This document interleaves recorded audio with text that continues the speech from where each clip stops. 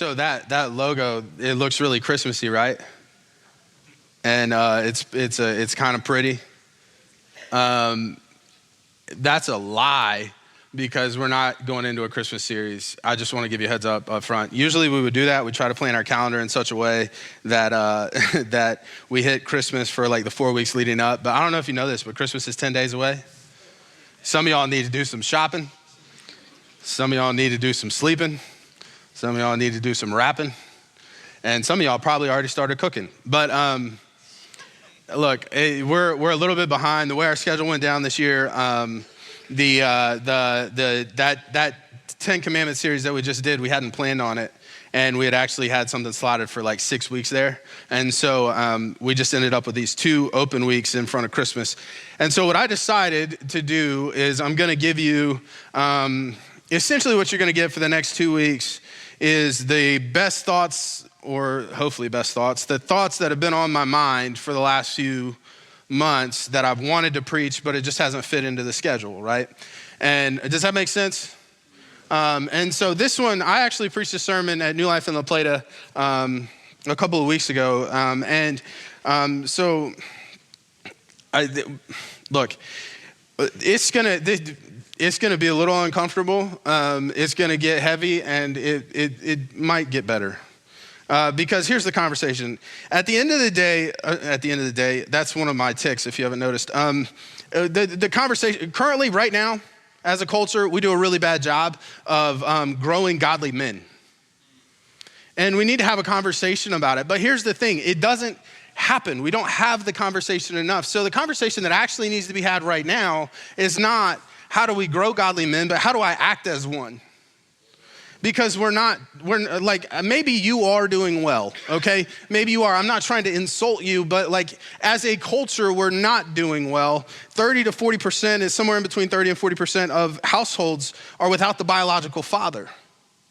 And 50% of marriages end in divorce. And it gets worse after that, because if you get married again, that one's got a higher rate of divorce. And if you get married again, that one's got a higher rate of divorce. And so here's the problem. It's like you would say, yeah, these are cultural issues. These are definitely problems, but what does that have to do with men specifically? And the answer to that is what this book says is those outcomes will be held against you at the judgment seat as the father and as the husband. You're responsible for what becomes of your family. In God's eyes, you are the leader, and since you are the leader, you will be held responsible for how you conducted yourself in those matters. And so we have to really just start at the beginning, because we're just not doing a good job overall, and we haven't been for a while because these things have been getting worse and worse and worse. And so in trying to unpack how to do that, the place to start is in Ephesians chapter 5. So what we're going to do is we're going to start in Ephesians 5. And then we're going to go from Ephesians 5 into Lamentations chapter 3. Now that's weird. I'm going to own on its face that's weird, because why are we going to go into Lamentations to talk about godly manhood? And the answer is, I'll tell you the end before the beginning, I guess. The answer is Ephesians 5 sets the standard for manhood as Jesus. And if I sit here and tell you be more like Jesus the whole time, well, number one, that's what we do every week. And number two, that one has the easiest out that we always take, which is Jesus is perfect. I'm never gonna be perfect, so I'm just gonna give myself some grace. Here's the problem. There's a line somewhere where grace becomes permission, right? And God knows where that line exists, and he doesn't let you past it, but you let you past it all the time. You're your best excuse maker. That's why last week you had that Taco Bell. Like, you know what I'm saying? It's like you had a bad day and you're like, Baja Blast right now, you know? And it's fine, I had a hard day and I'm gonna walk a lot tomorrow. It's like, yeah, but you gotta walk for like 3 hours to burn off the Baja Blast, not to mention the 5-layer burrito, you know? And like, we're our best excuse makers, we just are. And so to say Jesus is a standard, absolutely Jesus is a standard, but let's get some hooks in a normal human being. And so the prophets, I think, are a good place to look, because they carry out a portion of Jesus's calling. They speak for God, and they're called to sacrifice on behalf of man to speak for God. And they don't do the redemptive part of Jesus's work, right? They can't die on the cross and save you from your sins because they're not perfect, they're not Jesus. But they do the human part. And so Lamentations, what Lamentations is it's the lament of Jeremiah the prophet as everything's falling apart. And I thought that'd be a good place to go. So Ephesians chapter 5 to start out. All right. This is the one that all Christian women love. You ready? All right, here we go. I'm going to start here. Verse 21. And further, submit to one another out of reverence for Christ. For wives, this means submit to your husbands as to the Lord. All right, we're okay.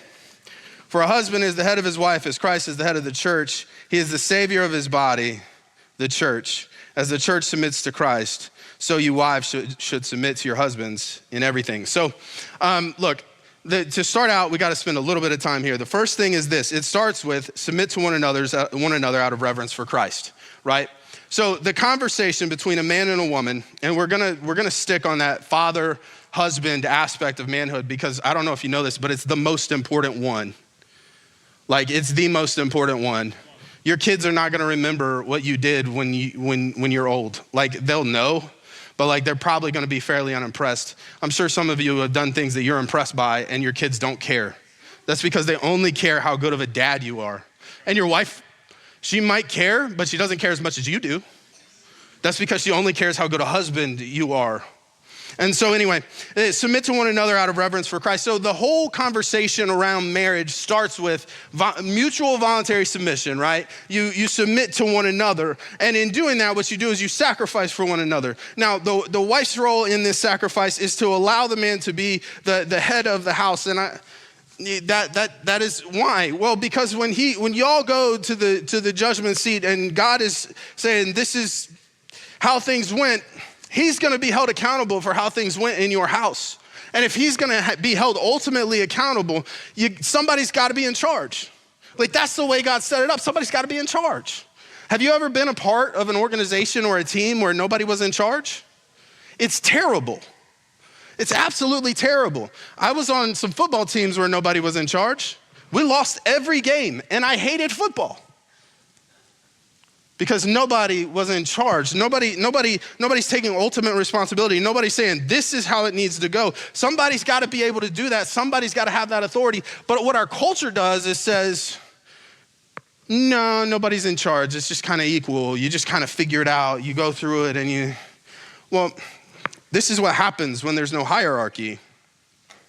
The two people, in this case, that sit at the top have conflict because they're struggling for power constantly. They constantly struggle for power. And then you end up with a division. We call that divorce.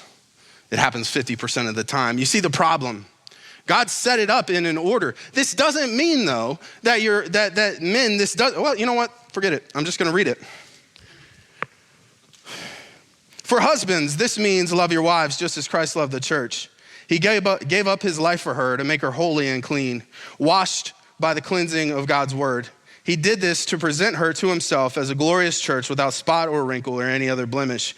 Instead, she will be holy and without fault.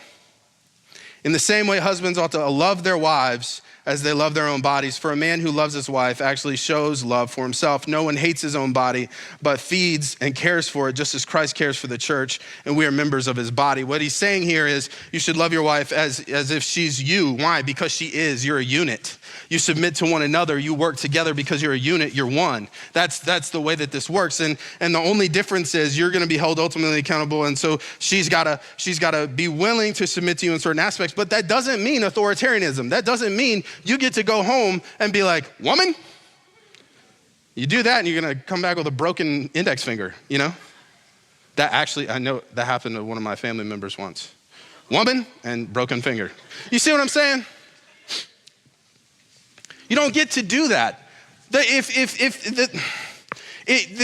is not saying you are head of the house and you set all the rules and you do all the things. That's not it at all. As a matter of fact, what it's saying is, hey, you're head of the house, but guess what? Jesus is the standard. And if Jesus is the standard, self-sacrifice is the rule. You don't go home and stomp your foot and get what you want. You're the first one in line when there's a price to be paid.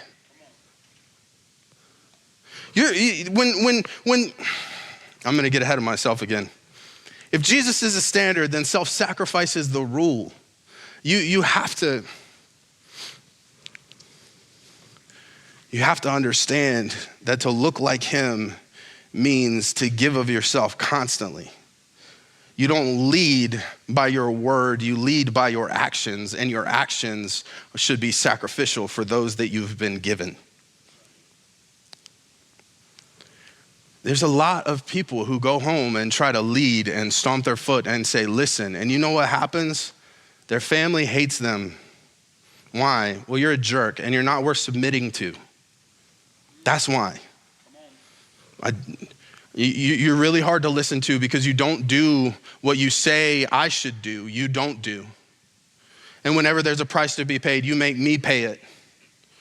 And you think you should have all of the authority. You've all had a boss like this at work before.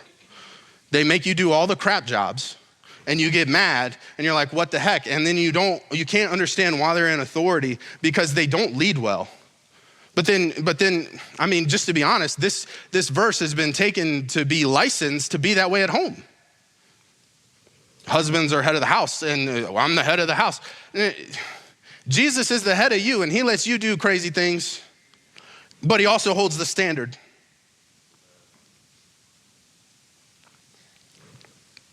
So what does it look like? If Jesus is the standard, self-sacrifice is the rule. If self-sacrifice is the rule, what does that look like? That's where we dive into Lamentations.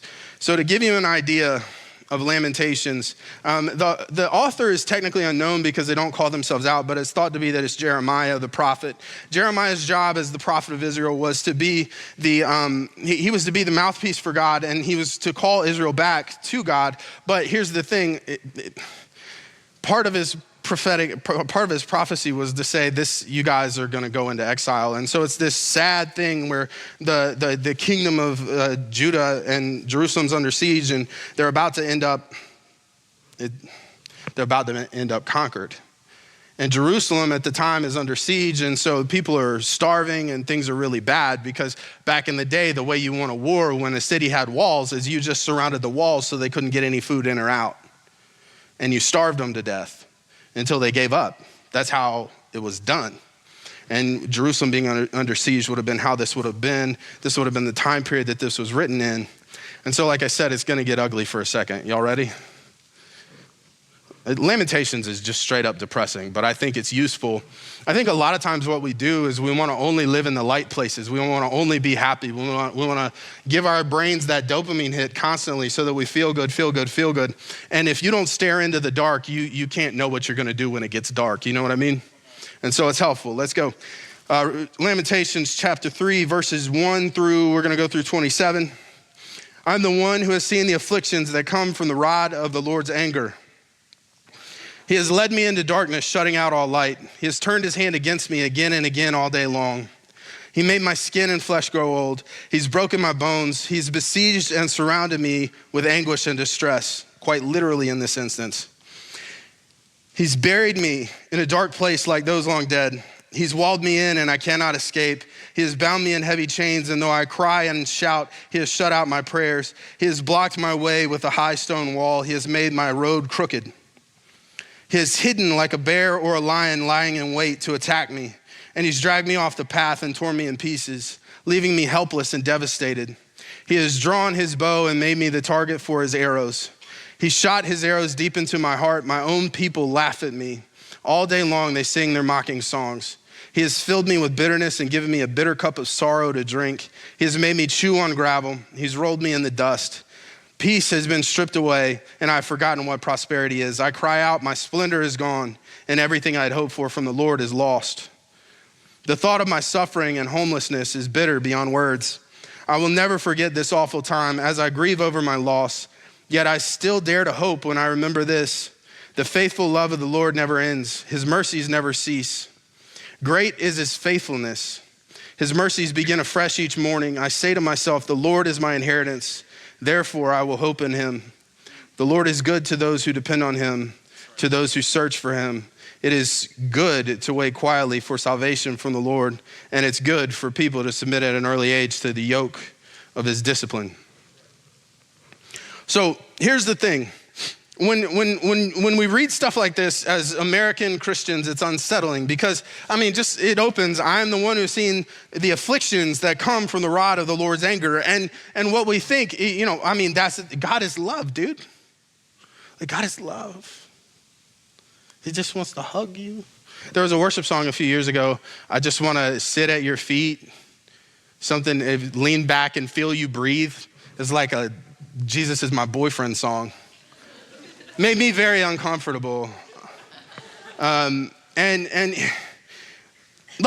in a lot of ways, that's the vision we get from American Christianity of God. It's this sweet, loving thing. And it's like, yes, but also, right? Yes, but also. He is that comforting, sweet God who gives you love unending and grants you peace that surpasses understanding. And he is that God, but also, he is a God. He's God. He's great. He's powerful. He's magnificent. He has wrath for those who live in sin. He has wrath for the evil in the world. He's bigger than just your boyfriend, you know? He's bigger than that. He's more than that. He's the God who went before the Israelites into the promised land and conquered the land. He is the God who destroyed the walls of Jericho. He's the God who split the Red Seas. He's powerful. He is mighty. And he's the God that punished Adam in the garden. Because that's the story at the beginning. It's the first fall of man. Because what happens is there's this tree that they're not supposed to eat from, and then Eve eats the fruit, and then Adam eats with her, and God says, what have you done to Adam? Because he's held accountable. And then Adam goes, that woman you gave me.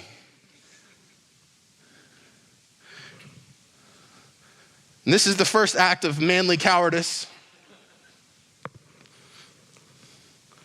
And then you have the curse. And the curse is that sin has entered the world and that God is going to allow us to walk in our own sin.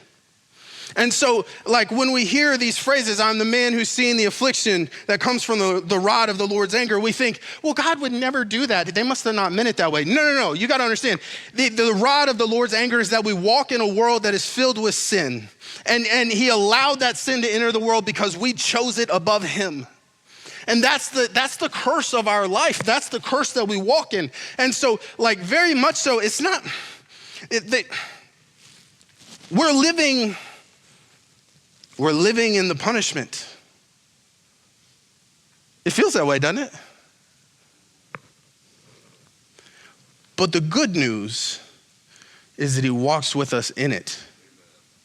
He's not a dad who says you're grounded and then doesn't speak to his child for weeks. He's a dad who says you're grounded and then hangs out with his kid because he knows they're lonely. He's not a dad who says you're wrong and then spanks you and says, get out of my face. He's a dad who says you're wrong and then spanks you and then looks at you and says, I love you. He walks with you in it. And so that's the instructive part of the first point. The first point is this: you have to learn how to dwell in darkness. And he has made me, he has buried me in a dark place like those long dead. The NIV version, which is originally where I wrote this sermon from, is he has made me dwell in darkness like those long dead. You have to learn to dwell in darkness. You have to learn to dwell in darkness. And it's not because, look, we think that it's supposed to be easy. We think that if we follow Jesus, that like, this is American Christianity. If I follow Jesus, then I can be happy, healthy, wealthy, and fat. We want it all. We want to be able to eat the beefy 5-layer burrito or whatever the heck it's called, the Mexican pizza, the most American thing ever, Mexican pizza. We want to be able to eat it and still have good blood work, right? We want to be able to live like we're 400 pounds and look like we're 150 pounds, and we think by the grace of God we can do it. That's the way that we think. We're just so, just honestly, we're so consumer focused. We're so selfish in our faith. We think we can live that way, and that's just not how it works. The world is fallen, it's broken, it's messed up, but he walks with you through it. And so what that means is if you're gonna be a godly man who is a good father and a good husband, you better learn how to live in the dark. because life gets dark. It gets hard. And if you go to the place where like, oh, it's so hard and become a martyr, then what happens? Well, it's just everything's so hard and I don't know how to do it. I'm scared. I don't know what to do. And you go to that place and you don't learn how to live in the dark. You can't lead your family in the dark times. There's gonna be a day where they don't know what to do. You need to have been there, experienced it, and know the way out. That's leadership. And there's this thing you may I recognize that me standing here saying this, it's like, okay, pull yourself up by your bootstraps, whatever, dude. And then there's this whole thing in culture where it's like, I just want a sensitive man. You're talking all mean like that. I just want a sensitive man who tells me his feelings. And no, you don't. You don't. Because as soon as it gets dark and things are hard and he comes to you and goes, baby, I'm scared. You're like, what? How are we gonna get through this? You don't want to know every time he's scared. You don't.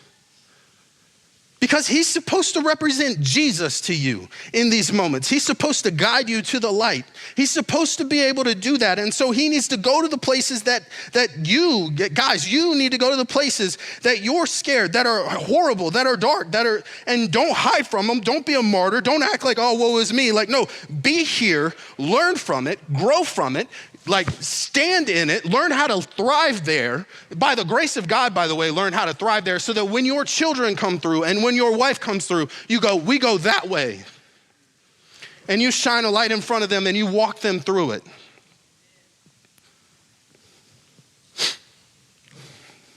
I mean, how many stories have you heard where life gets hard and a parent falls apart and it's the most sad thing. It's a constant grief. It's a constant mourning. It's a constant, and like, that's because life is hard. But man, God did not put you in that place to leave you there. He put you in that place so that you could carry his children out in his name. Every dark place is an opportunity to lead. It's not a curse. It's a blessing. The more dark places you carry your family through, the better they'll be in the long run. The most selfish thing in the world you could do is be a martyr. The most selfish thing you could do is be a martyr. I do this sometimes. You have a hard day, you walk into the house, and you're just like, ugh.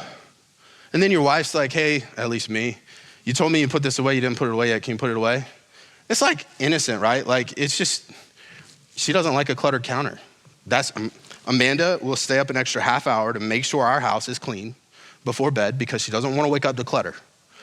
Me, on the other hand, I don't notice it. I don't. So she's like, can you put it away? So it's an innocent thing, but then she says it, I've had a bad day, and I'm like, ugh, can't do anything right.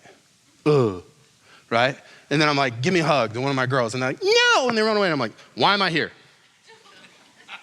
Why do I exist? I shouldn't be here right now. This is ridiculous. Nobody loves me. I have no purpose, right?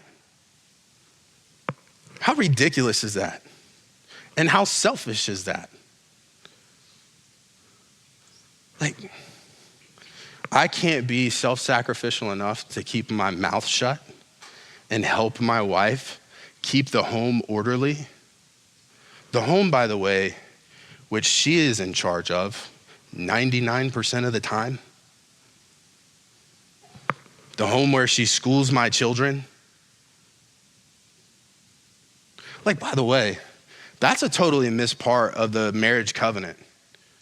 I don't know if we don't even talk about this. You understand the exchange, right? You ask a woman to marry you, and she says, yes, I will tie myself to you. As a matter of fact, I will take on your name. She takes on your name. She takes on your identity.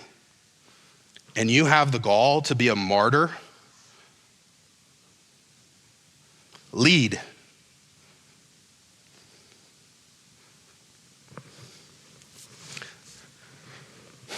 There's a Spurgeon quote. We're diving into this one blind because I forgot about the quote, so we'll see where it goes.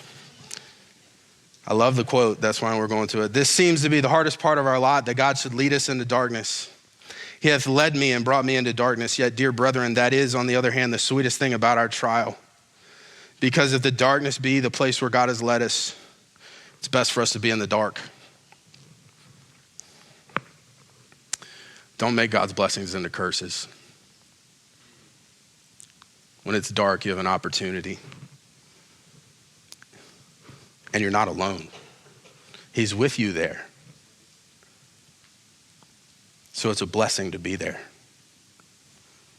Because if they see you there and they see you not falling apart, they'll have to ask why.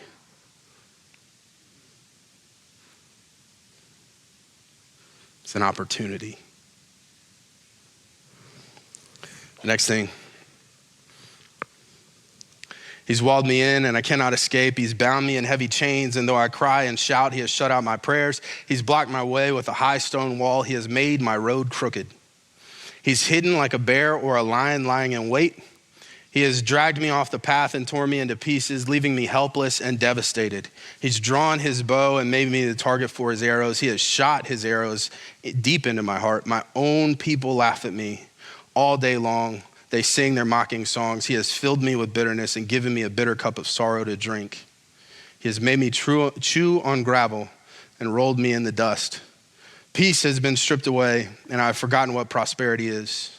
I cry out, my splendor is gone. Everything that I'd hoped for from the Lord is lost. If you want to be a godly man, you have to learn to love when your heart's broken. Life is real, right? And there are days that you come home and you got nothing left. You're empty. That's it. You gave everything.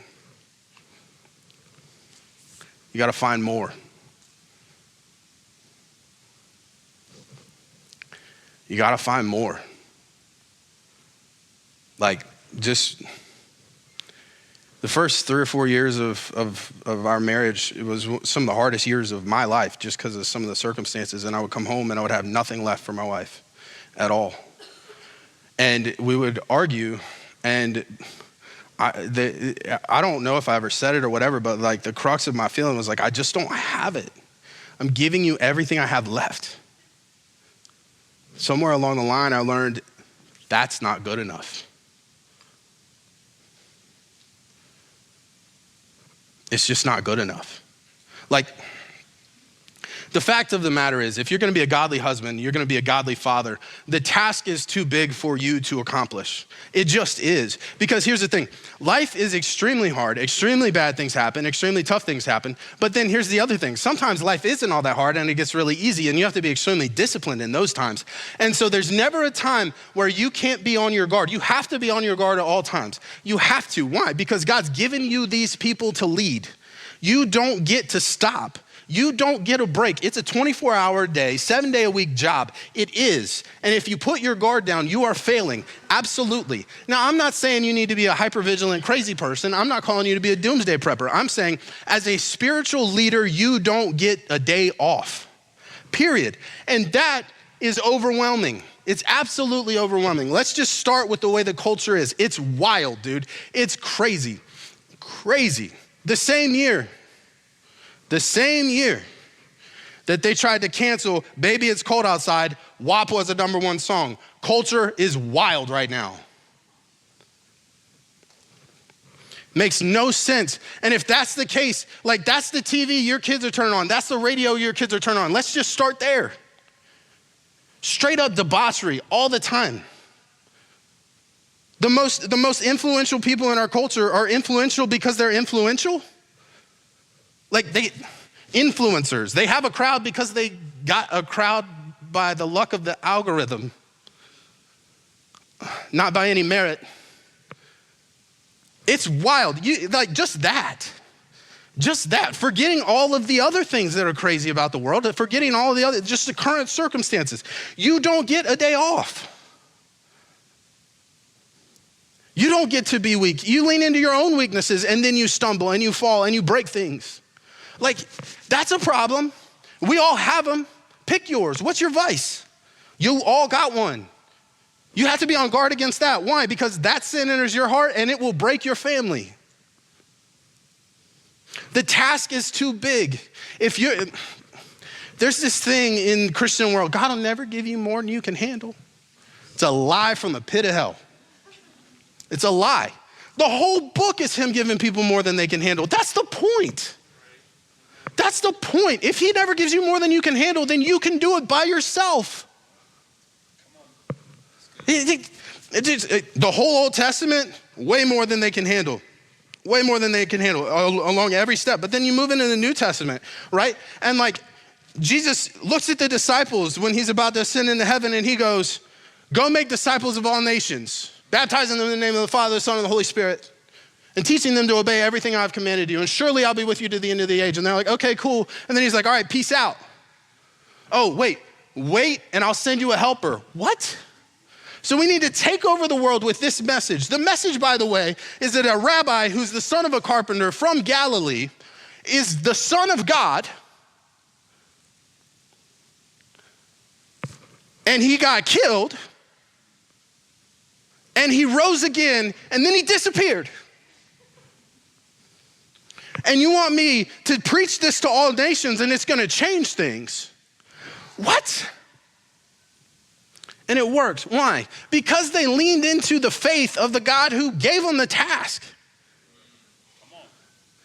The whole book is about him giving you more than you can handle. So why should you think that you should be able to handle fatherhood and being a husband on your own? You walk in the door and you're on empty. Stop and pray. I need more right now. I need more right now.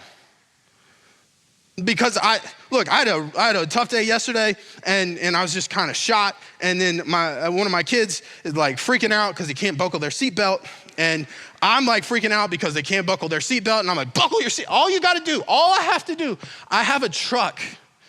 It's within arm's reach.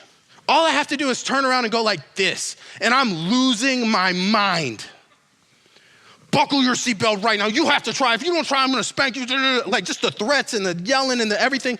And then she needs my help. Daddy, I need your help. And I give her help. And then she's crying and snotting. And I just like turn around and I'm driving them to their grandparents. And I'm like, you suck. Yeah, I'm on empty. Yeah, I don't got good feelings right now. She didn't deserve any of that. She's got to put a seatbelt on, and she's in a puffy jacket. Like, and here's the kicker. Studies show it takes 7 positive interactions to counter 1 negative.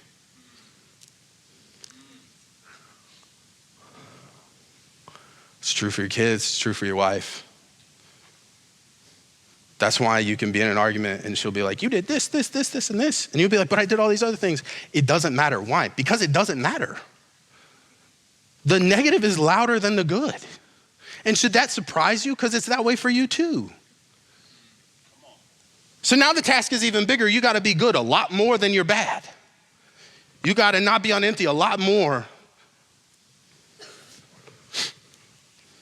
It's too big. So how do you learn to love with a broken heart? How do you learn to love when you're on empty? How do you learn to do it when you don't want to do it? Jesus is a pretty good example. In Gethsemane, he bowed before God. He's stressed out. He's sweating blood. And he says, if you can take this cup, take it. But if not, your will be done. Jesus did not want to go to the cross, but he wanted to fulfill his God-given purpose more. So he did.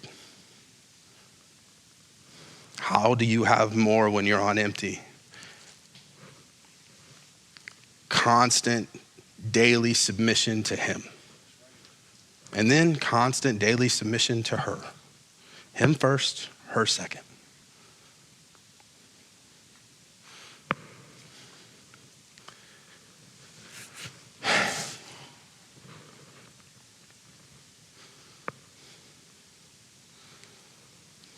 This is another Spurgeon quote.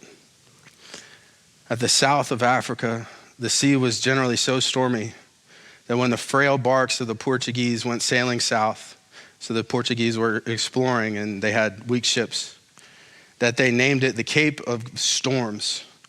But after that cape had been well rounded by bolder navigators, they named it the Cape of Good Hope. In your experience, you have had many a cape of storms, but you have weathered them all, and now let them be a cape of good hope to you. You learn how to go to the source. You learn how to go to the God of living water, the God of the bread of life, and get what you need. You find yourself not on empty nearly as much. And failures turn into victories. The hard things turn into another day. The love flows, even though you're still a crappy person. And you find yourself leading well. The last thing, which I've already preached, you have to learn to make him your portion. The faithful love of the Lord never ends. His mercies never cease. Great is his faithfulness. His mercies begin afresh every morning. I say to myself, the Lord is my inheritance, therefore I will have hope in him. The NIV version says, this I call to mind, and therefore I have hope. The Lord is my portion, and I will wait for him. What portion means here is inheritance. The Lord is my inheritance. When I live for him, I get to inherit his presence every day for all time in perpetuity, eternity. A God that is that good, that would snatch you up out of the darkness and let you live with him, is a God that is a gift that you can live for. And if you can learn to have hope in him because he's your portion and he has hope in you,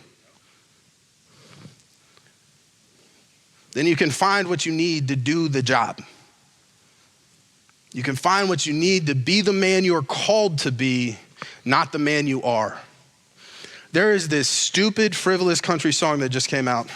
And it's called What Kind of Man? And it's a party song, but there's a line in it that is significant. Don't laugh at me, I see that. All right? And he says, look, I've been a partier, I've been doing all these things. Look at that, I stayed up out all night again, like a whole thing, right? And then you came in and you looked across the room at me and forget the kind of man I am. What kind of man do you need? What kind of man do you need? That's a question you can only ask and follow through with by the power of Jesus. And that's what you're called to be. So let me explain to you before we go, let me explain to you how I unpack this in my own life. So a few years back, my cousin, Victoria, she got cancer. And she was going through chemotherapy and everything else, and it was rough. It was rough. And so we kind of reached out and like, hey, do you guys need anything? Is there any way we can help? And they were like, well, an iPad would be great because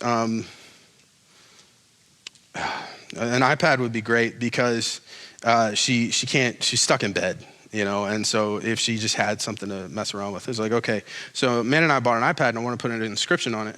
And I kind of scoured the Bible for something that would be encouraging. And what I came down to was Proverbs 31:25, because I wanted to remind her of who she is. Victoria, well, the best way to explain the bigness of her personality is like this. She sneezed like this.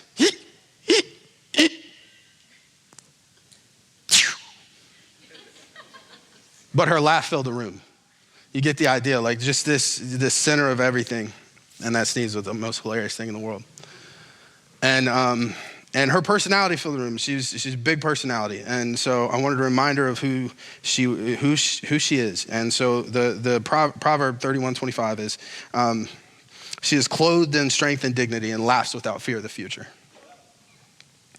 And so we inscribed that and sent it off to her. She passed away a few months later. And that verse stuck with me. Like,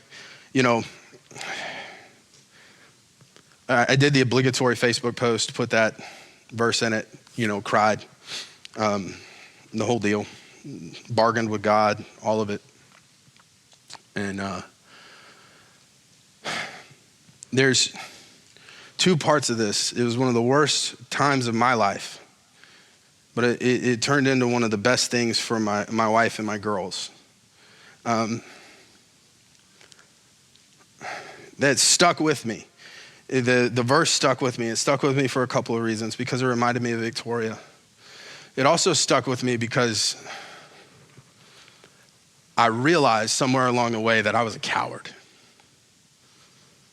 I bought her an iPad, but I didn't visit her. She was like my little sister all the way through high school. And then we grew up and got families, and we grew apart, but freaking iPad?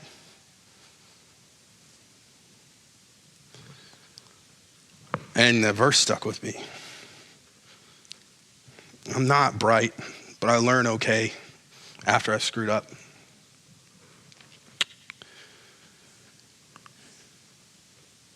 And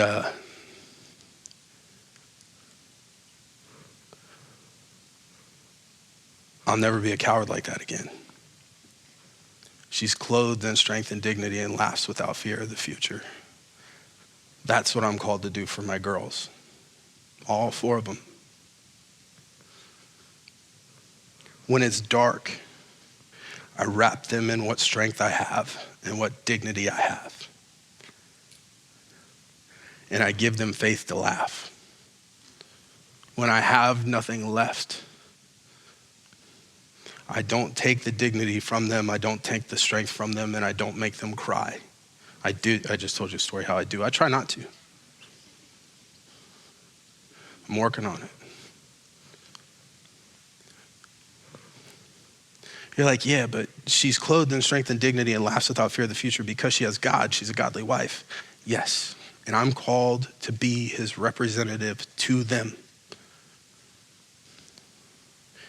As Christ loved the church and gave himself for her, do that for your wife. That means be Jesus with skin on for her every day. If that means dying to yourself every moment of every day, you die.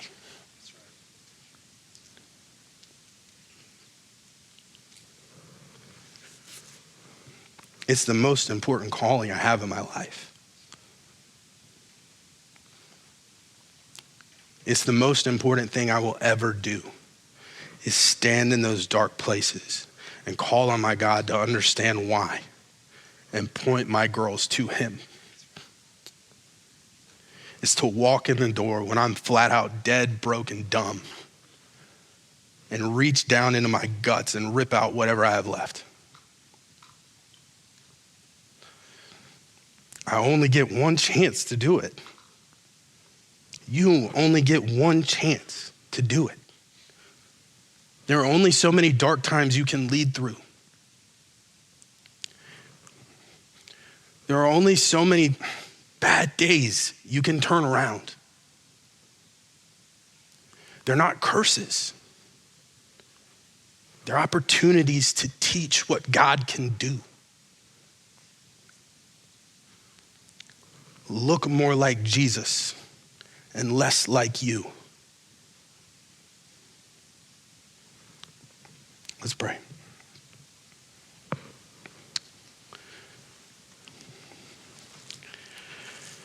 Oh, God.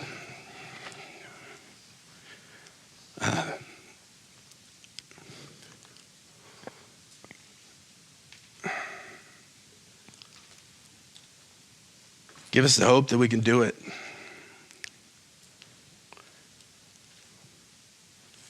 Give us the stubbornness to get up when we fall.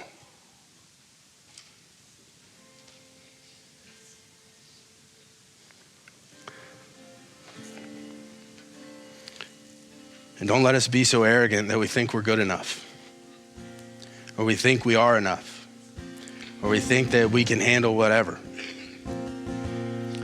Let us be yours so that they will be yours, and so that theirs will be yours. We love him. We thank you. Amen.